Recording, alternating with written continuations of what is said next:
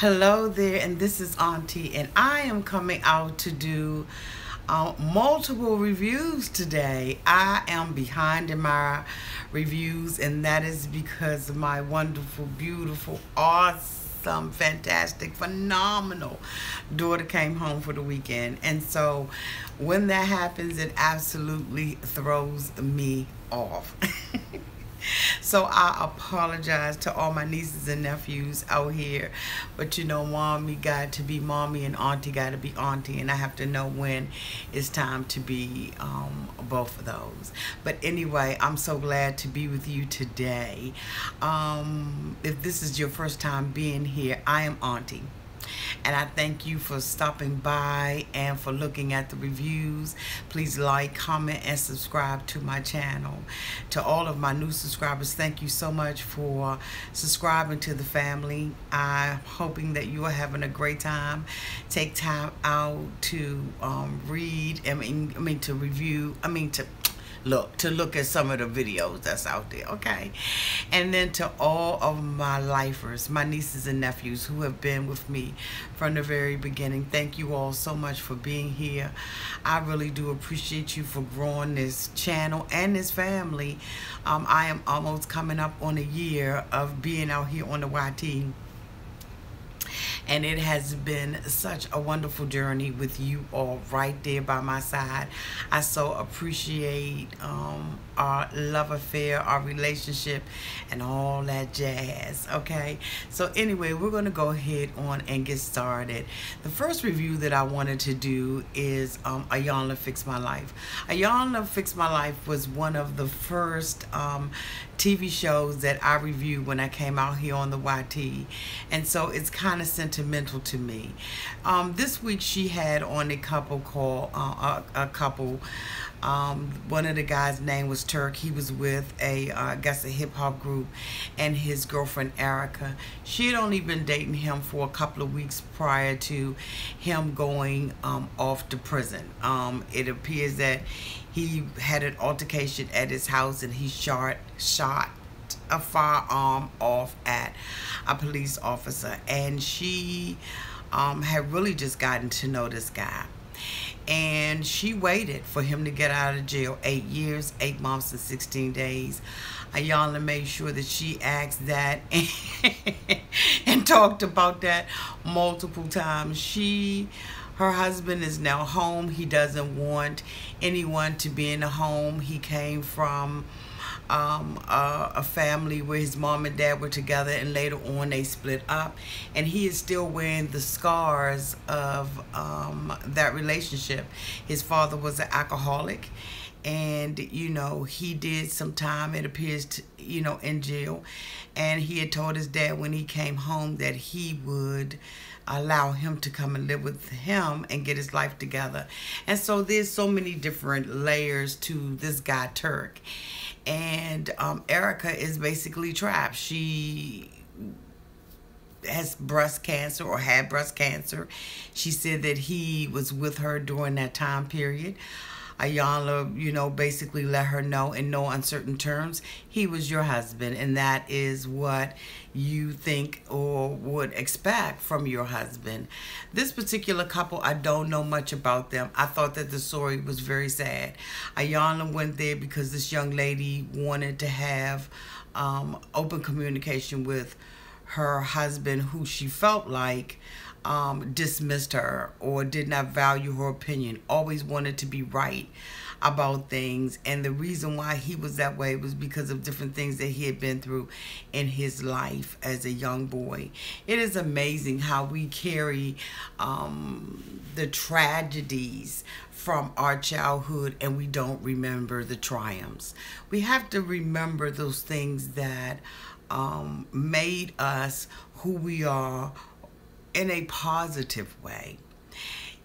For some reason, we as human beings like to carry all of the baggage and not realize that there were times in our lives where we, released balloons or released joy in our lives. And I don't know why that is. I tend to try to hold on to all of those things that were good in my life.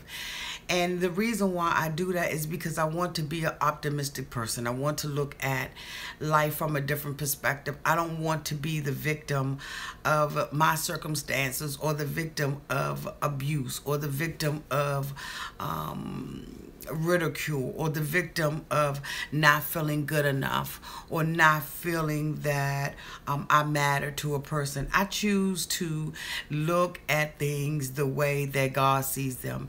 He has uniquely created me, and he created me in his image to have power, might, dominion, and authority over everything that's in my life. Now, yes, there are some things that will happen in my life that I have absolutely no control over, and those things I learned that I can't control them, and so I will not allow them to control me.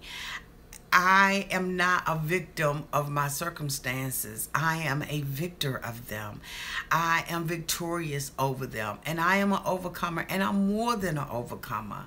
And so I don't know why we as human beings look at things the way that we do. And we almost seem to want to treasure hurts and pains and disappointments from people in our past. And I'm just hoping that, you being here, my nieces and my nephews, that you learn how to see things from a different perspective. And, Ayanla put some things on him. She put money and alcohol and all kinds of things on him that he had been carrying around. But I never saw her put anything on him that was joyous or anything that was positive. And so when you are carrying around all this stuff, and then you're reminded that you're carrying all this stuff around, I don't see how you get on the other side.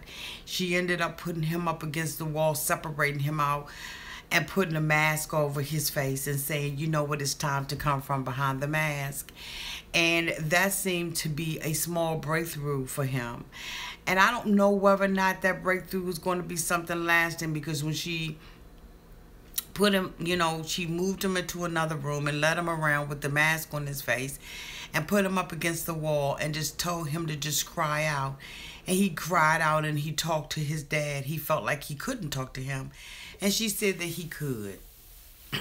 And he began to ask his dad, for forgiveness, because he felt like if he had let his dad stay with him, then maybe, just maybe, his dad would still be alive. But we all have no control over that. He has no control over that. And the Yana began to tell him, you don't know that. You don't know if your father would be around because you were there for him. And he really doesn't. And none of us do. Yes, there are things that we have gone through in our lives. And there are things, some of them are tragic. But we don't know if we had lived another life if it would have been better. The grass always seems and appears to be greener on the other side, until you get on the other side and you realize it's just as burnt as yours. We have to learn how to be content in the state that we are in. We have to learn how to rejoice when others rejoice. We have to learn how to pat our own selves on the back. We have to learn how to look to the hills from which cometh our help. Because you know what? There's no other help that I know of other than the help of God. And I'm not talking about, doing tragedies and stuff like that, where you actually need, physical help. I'm talking about your mental well-being. We got to learn how to rise above the pain. And I'm hoping that this couple rises above the pain. Because you know what? At the end of the day, she's not going to leave him. She's going to stay there with him. And what a sorrowful life that has to be with someone or something that doesn't love you like you love them, that doesn't respect you the way that you respect them, that doesn't care for you the way you care for them. If you're in a relationship and it's loveless, get out. I know that probably sounds easier coming from me. It probably sounds easier said than done. But I'm going to look you dead square in your face and let you know it's as easy as you make it. And it's as hard as you make it. And you can make any excuse up that you want to for why you're trapped and why you have to stay in this relationship. But I'm telling you that you don't have to be there. I'm telling you that if you are in that kind of relationship, you need to get out. And it's very easy to make that decision. The way may not be easy. You may be living with them. Maybe you don't have a job. They're the main breadwinner, or maybe you have children and all of that kind of stuff. But leaving in your mind has to start first. Pack up your bags in your mind. Allow and envision yourself being out of that situation. And the rest will follow. Trust me. The rest of you, it's gonna follow. Okay. Next, I'm gonna do a little bit of Shahs of Sunset. Again, this review is for Dr. Lovey. As we watch, the episode of Shahs of Sunset, we see MJ, really apologizing to her boo for acting a complete and total butthole prior, before. MJ is like twisted. This is another relationship. Here we go. It's another relationship gone bad. And Tommy forgives her. She ends up writing on the wall all these different vows about how she's going to change and what they're going to do together as a couple. Whatever. You don't have to be like Moses, boo, and write it on the tablet of stone. All you got to do is write it in your heart. Make a commitment to change and then change. Change isn't change until you change, MJ. I don't care how many things you write it on. But anyway, I digress. The next thing we see is Mike. Mike is finally signing the divorce papers from Jessica.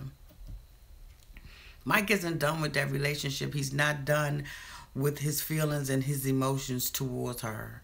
And it's really unfortunate because, you know what, sometimes men and women learn the hard way. And it's not until that person actually walks out of their life that they realize what they had.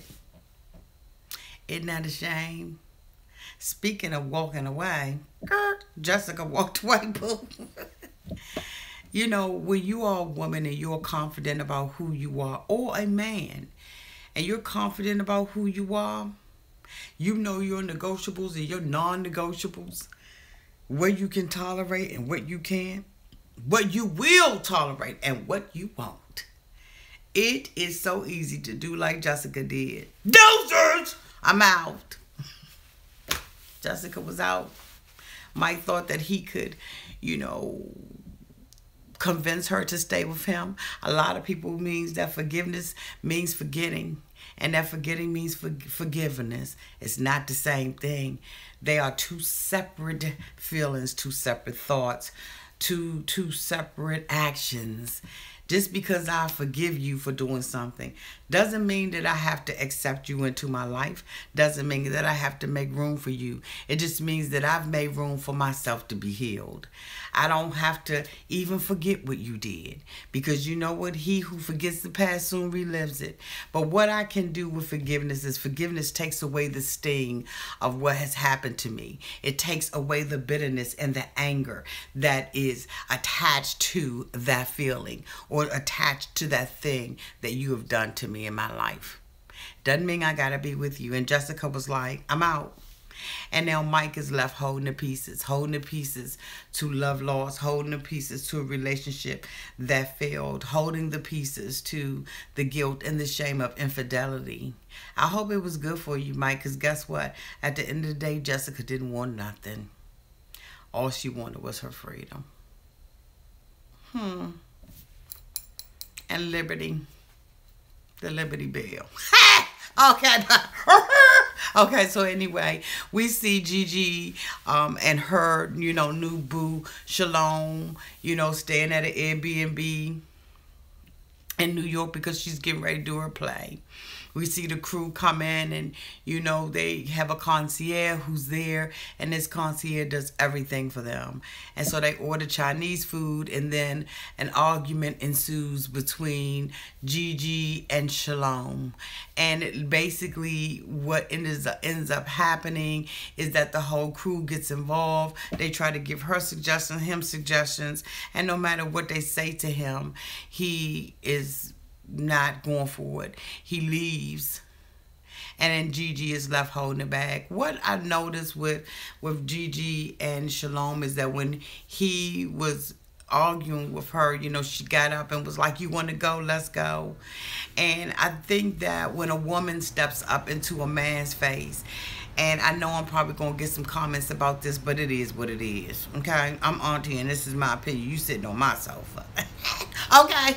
But a lot of times when a woman steps up into a man's face and challenges a man like that, she should not be shocked about what happens to her next. And I thank God that he had, that this was all a big mistake and a big joke for him, and a way of him getting her out of the house. But women, we do not have the physical strength of a man. You have no business jumping up in a man's face. No business whatsoever. Stay out their face. You can't beat a man. Coming to going. You have to beat him right here. And right there. So anyway, everybody goes to bed.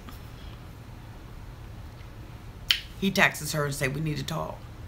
She puts her stuff on. She goes to Times Square, and he proposes. He did all of that just to propose. I was like, you know what? I'm done. She comes back. The next morning, everybody gets up, and they find out she's engaged to Shalom. And they're a happy couple. Happy couple. Wouldn't have worked for me. I would have been done. Okay, but anyway. It wasn't me. Any man that's dating me and wants to get to a place where he's going to marry me, he know that ain't the game to be playing with, auntie, okay? Because I will cut that Rumpelstiltskin off. Do you understand what I'm saying? Okay, okay, okay.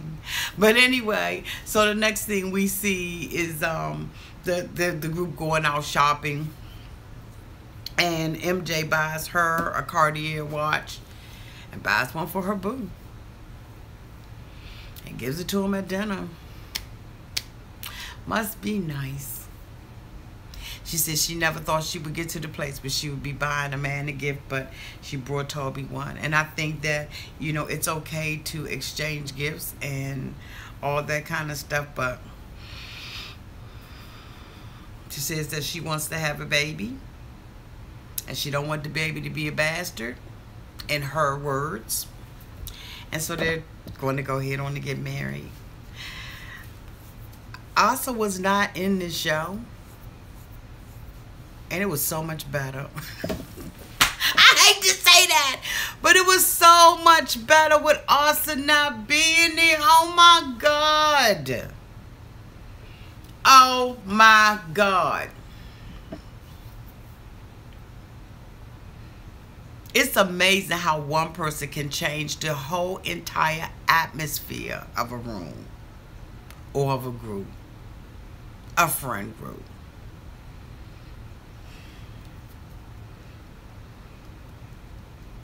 Anyway, we're going to go ahead and we're going to move on. Now, I wanted to talk about now, you know, just some things that are going on in our country. And in particular, I wanted to talk about specifically the shooting in Las Vegas. While we will not discuss the individual's name or anything like that. I just want to make sure that I take an opportunity to send my condolences to the family and the friends who were affected by that shooting in Vegas. And they say it is the worst yet in our country.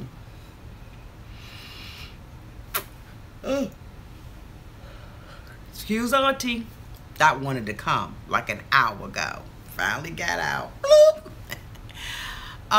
No, seriously, I really want to send my sincere condolences to the family and friends of everybody who was affected by that. And I'm praying that the peace of God, which surpasses all understanding, rest, rule, and abide in your heart, in your mind, in your spirit, in your soul.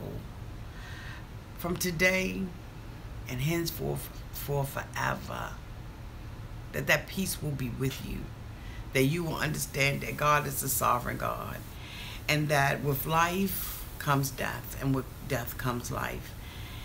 And even though that may not make you feel any better, I want God so much to give you an understanding and a peace as to why this may have happened to your family member or your friend.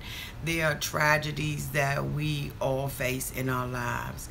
And I am hoping that you learn how to triumph over your tragedies, how to be the victor over being victimized by someone in a senseless crime such as this.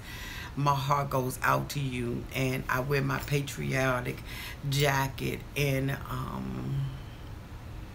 solidarity with you. This is a wonderful country with all the flaws that it has. This is a wonderful country to be living in. I can't imagine living anywhere else but the United States of America. And I am praying that a special blessing goes out to all the first responders, all the EMS workers, all the people who unselfishly gave of their time to help another brother and sister who was down. America is still made up of the best people in the entire world, and I am so proud to be a part of it, and so should you. Okay, bloop. In other news, I just wanted to say someone had left me a message out on my Gmail account, and they made a mention that they thought that I, in my 90-day fiance reviews, was too hard on Abby. And while I appreciate your comment and I appreciate your point of view, I want to leave this word with you. First of all, Abby is hard on herself. I can't report on anything about Abby or anybody else that is on 90-Day Fiance or any other review I do, whether it be Mary, This Is Us, whatever it is, whether it be reality or drama. I can't report what's not there. And I can't report something and say it's there if it doesn't appear to be there. In no uncertain terms have I ever seen Chris say that he paid for Abby's school. I've never seen Chris say that he's taking care of Abby's parents. I've only seen Chris come over and be a quote-unquote sugar daddy to her. I've seen a man who is 64 years old, who is basically 43 years her senior, come over and touch her inappropriately. I've seen them make googly eyes at one another. They appear to be a couple, and they appear to be more than a couple. In addition to that, Abby is in a relationship with another man who is an older guy who is, what, 27, 26 years her senior.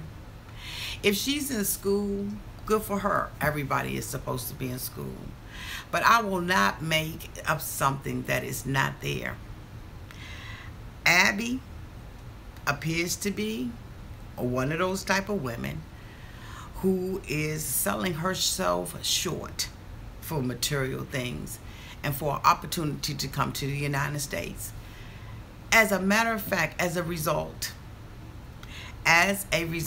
of your email to me at my Gmail account, I did some research on Abby. And let me tell you this. Abby has a little closet that she is selling here in the United States. She has a Facebook page. You can go out and look at it yourself.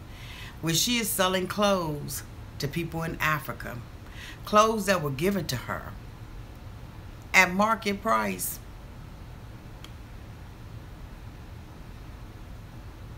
Abby got a hustle. And that hustle's name is Sean. And they are hustling people who are less fortunate than herself. I don't see Abby on the back of a UNICEF truck or any other donating charitable truck giving out those clothes, those 190 pair of underwear. So until I see Abby doing something like that, I'm going to call it like I see it.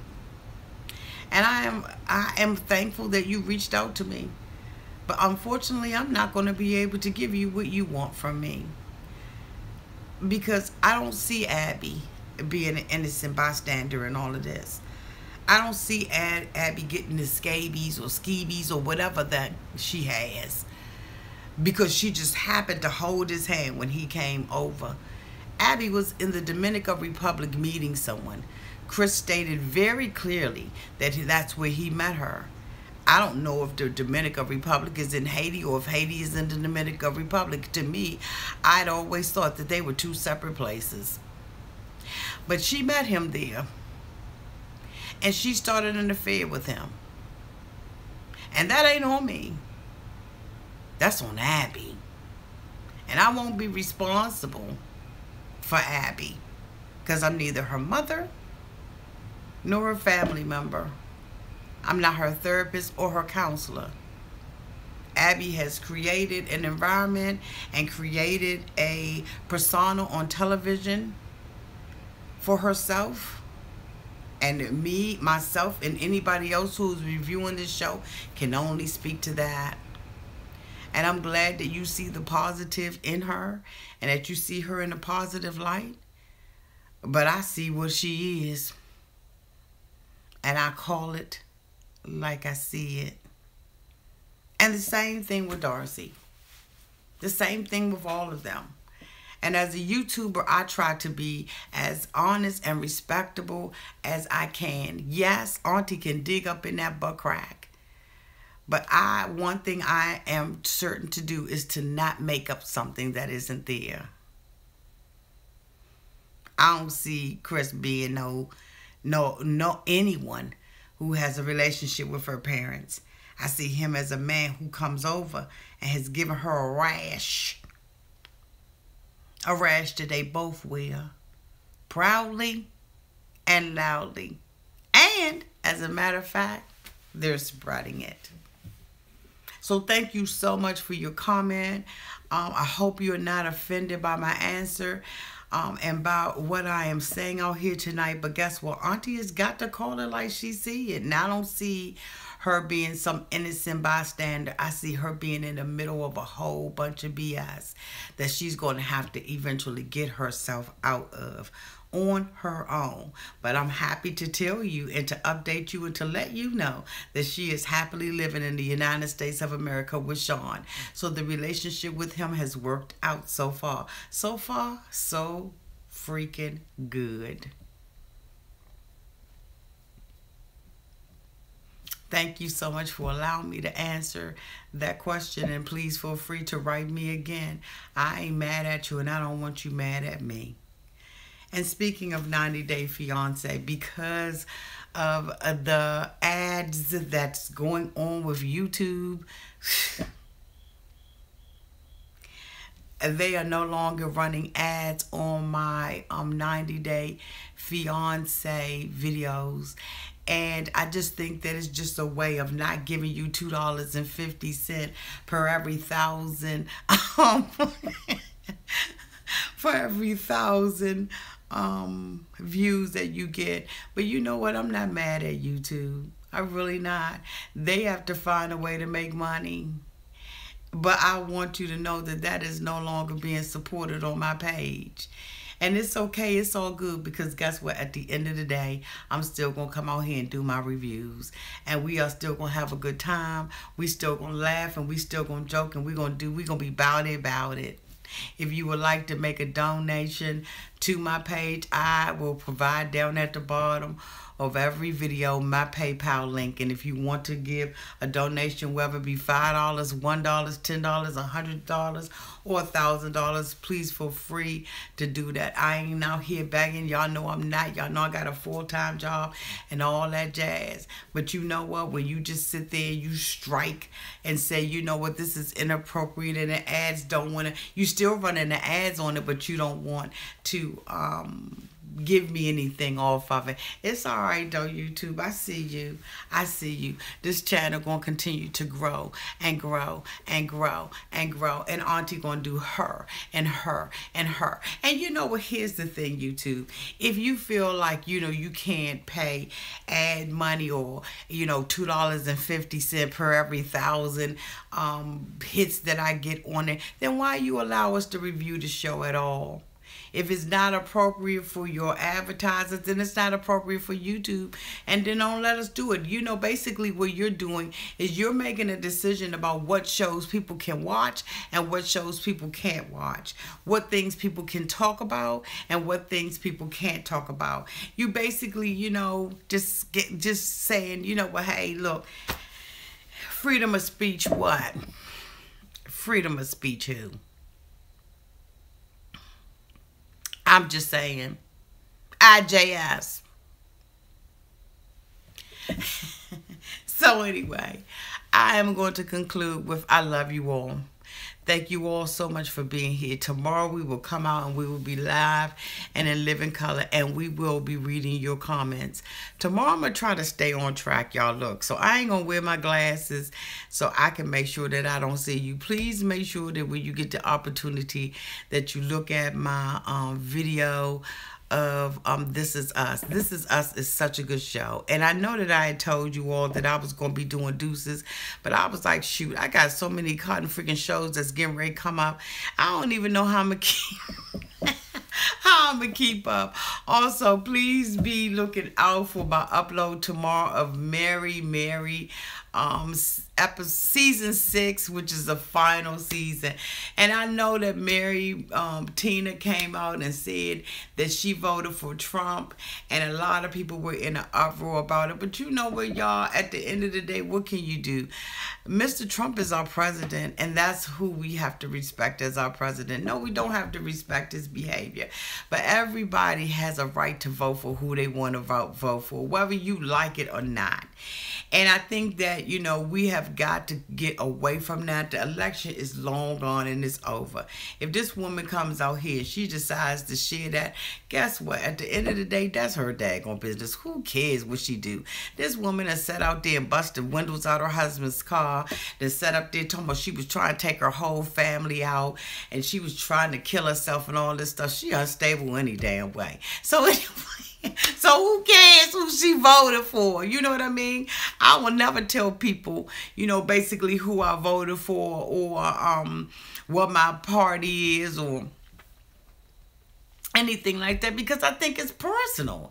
And so, you know, when you get out there, you know, in this world right now, and you say you voted for one person over the other, at the end of the day, ain't nobody gonna be happy about it, because you're always gonna have somebody on the opposing side having a view about it. Y'all know that this channel, I can't talk about political things, but I did want to say that, you know what, y'all, we have got to learn how as Americans to come together, and it can't just be tragedies and funerals. We've got to learn how to come together as a human race and not as a race of people.